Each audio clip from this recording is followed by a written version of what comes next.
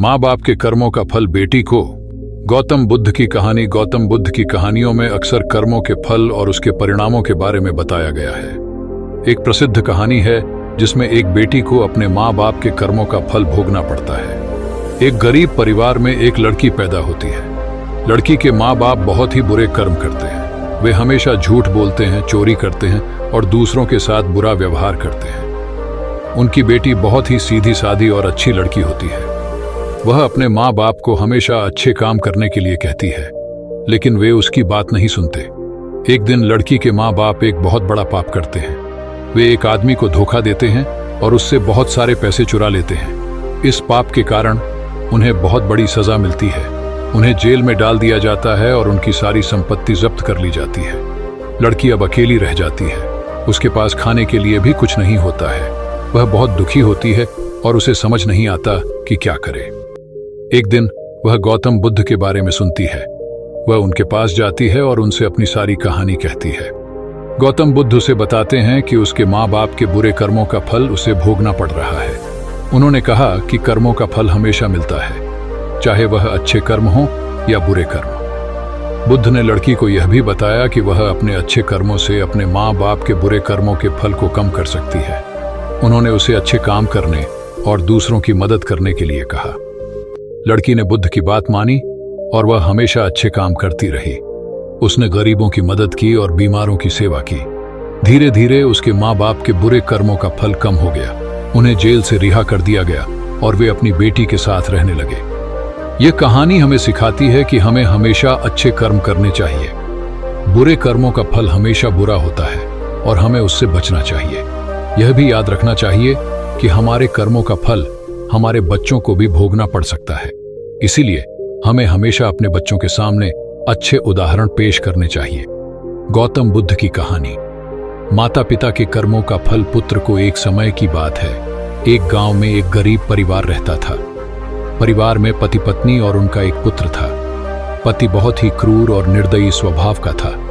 वह हमेशा अपनी पत्नी और पुत्र के साथ बुरा व्यवहार करता था। वह जुआ खेलता था और शराब पीता था। उसकी पत्नी बहुत ही सुशील और धार्मिक स्वभाव की थी। वह अपने पति के बुरे व्यवहार के बाद भी हमेशा उसके साथ अच्छा व्यवहार करती थी। वह अपने पुत्र को भी हमेशा अच्छे संस्कार देती थी। एक दिन पति जुआ खेलते हुए बहुत सारा धन हार गया। वह बहुत क्रोधित हुआ और उसने अपनी पत्नी और पुत्र को घर से निकाल दिया। पत्नी और पुत्र बहुत दुखी हुए और वे गांव के बाहर एक झोपड़ी में रहने लगे।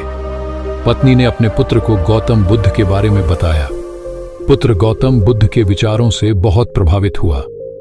उसने अपनी माता से कहा कि वह गौतम बुद्ध के पास जाकर उनसे शिक्षा ग्रहण करना चाहता है। माता ने अपने पुत्र को गौतम बुद्ध के पास जाने की अनुमति दे दी। पुत्र गौतम बुद्ध के पास गया और उनसे शिक्षा ग्रहण करने लगा। गौतम बुद्ध ने उसे बताया कि माता पिता के कर्मों का फल पुत्र को भी भोगना पड़ता है।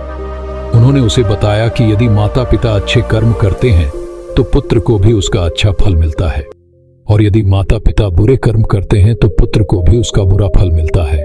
पुत्र ने गौतम बुद्ध से पूछा कि उसके पिता बहुत बुरे कर्म करते हैं तो उसे क्या करना चाहिए। गौतम बुद्ध ने उसे बताया कि उसे अपने पिता के बुरे कर्मों से दूर रहना चाहिए। उन्होंने उसे बताया कि उसे अपने पिता को अच्छे मार्ग पर लाने की कोशिश करनी चाहिए। माँ के कर्मों का फल बेटी ने भोगा। एक माँ लोभ से प्रेरित होकर अपने परिवार के लिए धन और समृद्धि सुरक्षित करने के लिए एक अंधेरी शक्ति के साथ सौदा करती है। बदले में वह अपनी पहली बेटी को बलि के रूप में देने का वादा करती है। जब बेटी पैदा होती है तो माँ डर और अपराध बोध से ग्रस्त होकर बच्चे को छुपाने की कोशिश करती है। उम्मीद करती है कि वह समझौते को तोड़ सकती है। साल बीत जाते हैं और बेटी एक सुंदर और दयालु युवती के रूप में बड़ी होती है। हालांकि दुर्भाग्य की एक श्रृंखला परिवार को त्रस्त करने लगती है। माँ की दौलत कम हो जाती है और बीमारी उनके घर में फैल जाती है। निराश होकर माँ एक रहस्यवादी से सलाह लेती है जो सच्चाई प्रकट करता है। बहुत पहले किया गया समझौता अपने देय की मांग करता है। अपनी बेटी के लिए अपने प्यार और इकाई के क्रोध के डर के बीच फंसी माँ अपनी बेटी से अपने पाप को कबूल करती है। बेटी हालांकि शुरू में सदमे और चोट लगी हुई, अपनी मां की निराशा और उसके अपराध के बोझ को समझती है। वह खुद इकाई का सामना करने का फैसला करती है। साहस और हृदय की पवित्रता से लैस। बेटी उस अंधेरे क्षेत्र में जाती है जहां इकाई निवास करती है। वह खुद को बलिदान के रूप में नहीं बल्कि एक चुनौती के रूप में पेश करती है। वह चरित्र की परीक्षा, अच्छे बनाम बुराई की लड़ाई का प्रस्ताव करती है। इकाई उसकी बहादुरी से मोहित होकर सहमत हो जाती है। परीक्षा परीक्षणों की एक श्रृंखला थी जिसे बेटी को लुभाने और भ्रष्ट करने के लिए डिजाइन किया गया था। लेकिन बेटी अपनी मां के पश्चाताप और अपनी अटूट अच्छाई द्वारा निर्देशित हर परीक्षा को अनुग्रह और करुणा के साथ पार करती है। अंत में इकाई हार जाती है, बल से नहीं बल्कि प्रेम और क्षमा की शक्ति से। समझौता टूट गया और परिवार उसके शाप से मुक्त हो गया। मां ने बलिदान का सच्चा अर्थ और लालच की विनाशकारी प्रकृति को सीखा। बेटी ने अपने साहस और करुणा के माध्यम से न केवल अपने परिवार को बचाया बल्कि उन्हें धार्मिकता का महत्व और मानव आत्मा की ताकत भी सिखाई। ये विचार कि एक बेटी अपनी मां के कर्मों के परिणामों को भोगती है, एक जटिल और अक्सर बहस का मुद्दा है। यह समझना महत्वपूर्ण है कि इस अवधारणा का उपयोग अक्सर कहानियों में और परिवार, जिम्मेदारी और विकल्पों के प्रभाव के विषयों की खोज के लिए एक रूपक के रूप में किया जाता है। यह शाब्दिक या सार्वभौमिक रूप से स्वीकृत सत्य नहीं है। यहाँ बताया गया है कि यह विषय कहानियों में क्यों दिखाई देता है और यह क्या दर्शा सकता है। प्रतीकात्मक प्रतिनिधित्व। कहानियां अक्सर पात्रों और उनके अनुभवों का उपयोग बड़े विचारों को दर्शाने के लिए करती हैं। बेटी परिणामों को भुगत रही है, यह परिवारों के अंतर संबंध का प्रतिनिधित्व कर सकती है। यह दिखा सकता है कि किसी एक व्यक्ति के कार्य कैसे बाहर की ओर फैल सकते हैं और उन पूर्व जन्म का कर्ज। गौतम बुद्ध की कहानी एक समय की बात है। गौतम बुद्ध अपने शिष्यों के साथ एक गांव में उपदेश दे रहे थे। एक धनी व्यक्ति जिसका नाम शेखर था भी वहां आया और बुद्ध के वचनों को सुना। शेखर बहुत प्रभावित हुआ और उसने बुद्ध से पूछा, भगवान, मैंने अपने जीवन में बहुत पाप किए हैं, क्या मेरा कोई प्रायश्चित हो सकता है? बुद्ध ने उत्तर दिया, शेखर, तुम्हारे कर्मों का फल तुम्हें अवश्य भोगना होगा। कर्मों का लेखा जोखा अटल है, परंतु तुम अभी भी अच्छे कर्म करके अपने बुरे कर्मों के प्रभाव को कम कर सकते हो। शेखर ने पूछा, भगवान, मुझे बताइए कि मैं क्या करूं? बुद्ध ने कहा, तुम गरीबों और जरूरतमंदों की सहायता करो, दान दो और धर्म का पालन करो। इससे तुम्हारे पापों का कुछ प्रायश्चित हो सकता है। शेखर ने बुद्ध की बात मान ली और उसने गरीबों की सहायता करनी शुरू कर दी। उसने दान दिया और धार्मिक कार्यों में भाग लेने लगा। कुछ समय बाद शेखर फिर बुद्ध के पास आया और बोला, भगवान, मैंने आपकी बताई हुई बातों का पालन किया है, क्या अब मेरे पाप धुल गए हैं? बुद्ध ने कहा, शेखर, तुम्हारे कर्मों का फल अभी बाकी है। एक बार तुमने जो बीज बोया है उसे काटना तो पड़ेगा, परंतु अच्छे कर्म करने से उस फल का प्रभाव कम हो सकता है। शेखर निराश हो गया। उसने पूछा, भगवान, क्या मुझे कभी मुक्ति नहीं मिलेगी? बुद्ध ने मुस्कुराकर कहा, शेखर, मुक्ति तब मिलेगी जब तुम अपने पूर्व जन्म के कर्मों के कर्ज को चुका दोगे। शेखर ने आश्चर्य से पूछा, भगवान, पूर्व जन्म का कर्ज? मुझे तो कुछ याद नहीं। बुद्ध ने कहा, तुम्हें याद नहीं, पर तुम्हारे कर्मों का लेखा जोखा तो है।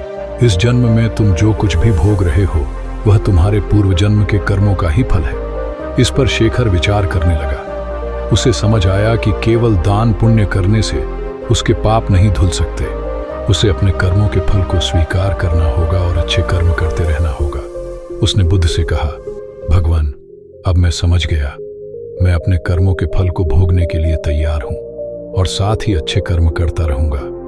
बुद्ध ने उसे आशीर्वाद दिया और कहा, यही मार्ग है मुक्ति का। इस कहानी से हमें यह सीख मिलती है कि हमारे कर्मों का फल हमें अवश्य भोगना पड़ता है, चाहे इस जन्म में या अगले जन्म में। केवल धार्मिक कर्म कांड करने से हमारे पाप नहीं धुल सकते। हमें अपने कर्मों के फल को स्वीकार करना चाहिए और अच्छे कर्म करते रहना चाहिए। यही सच्चा मार्ग है मुक्ति का। 3 बहुओं के कर्मों की कहानी। यह कहानी 3 बहुओं और उनकी सास के बारे में है।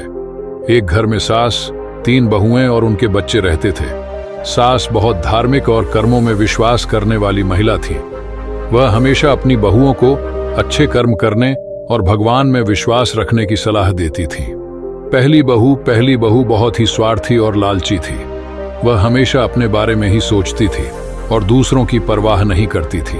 वह सास की बातों को भी अनसुना कर देती थी। दूसरी बहू थोड़ी समझदार थी। वह सास की बातों को ध्यान से सुनती थी और अच्छे कर्म करने की कोशिश करती थी, लेकिन वह कभी कभी लालच में पड़ जाती थी। तीसरी बहू सबसे अच्छी थी। वह बहुत ही दयालु और परोपकारी थी। वह हमेशा दूसरों की मदद करती थी और भगवान में पूरा विश्वास रखती थी। वह सास की बातों को मानती थी और अच्छे कर्म करती थी। कहानी का अंत, एक दिन सास बीमार पड़ गई। उन्होंने अपनी तीनों बहुओं को बुलाया और कहा कि वह जानती हैं कि उनके कर्मों का फल उन्हें जरूर मिलेगा।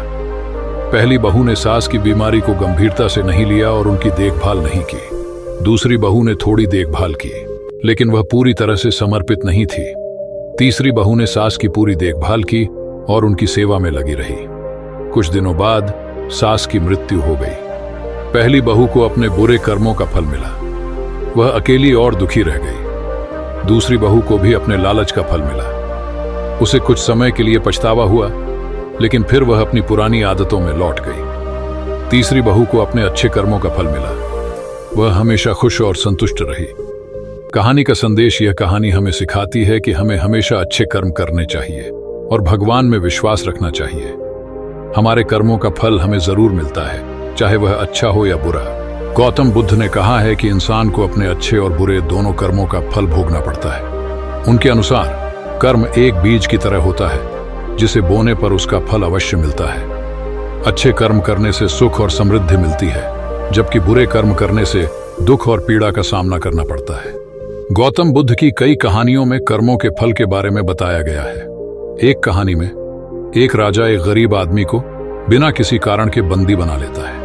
गरीब आदमी जेल में बहुत दुख भोगता है। बाद में राजा को अपनी गलती का एहसास होता है और वह गरीब आदमी को छोड़ देता है। राजा को अपने बुरे कर्म का फल भोगना पड़ता है। एक अन्य कहानी में एक आदमी एक भूखे शेर को खाना खिलाता है। शेर आदमी से बहुत खुश होता है और उसकी रक्षा करता है। आदमी को अपने अच्छे कर्म का फल मिलता है। इन कहानियों से हमें यह सीख मिलती है कि हमें हमेशा अच्छे कर्म करने चाहिए और बुरे कर्मों से बचना चाहिए। हमारे कर्मों का फल हमें अवश्य मिलता है, चाहे वह इस जन्म में मिले या अगले जन्म में। गौतम बुद्ध ने यह भी कहा है कि कर्मों का फल तत्काल नहीं मिलता है। कभी कभी हमें अपने अच्छे कर्मों का फल मिलने में देर लग सकती है, लेकिन इसका मतलब यह नहीं है कि हमें अच्छे कर्म करना छोड़ देना चाहिए।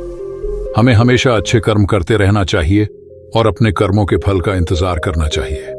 अंत में गौतम बुद्ध ने कहा कि कर्मों का फल हमारे विचारों और भावनाओं पर भी निर्भर करता है।